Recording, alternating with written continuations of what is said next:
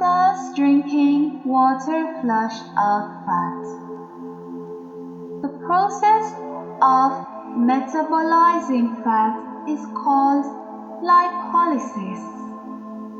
The first step of this process is hydrolysis, which occurs when water molecules interact with triglycerides, fats, to create glycerol and fatty acids. Drinking enough water is essential for burning off fat from food and drinks, as well as stored fat.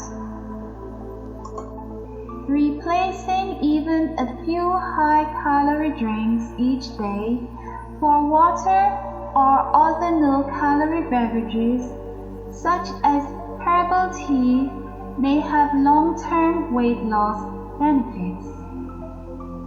Drinking at least 64 ounces, which is equal to 8 cups of water every day, may help with weight loss. Downing liquid is not the only way to meet this goal. A proper diet of fruits and veg is essential for your overall health.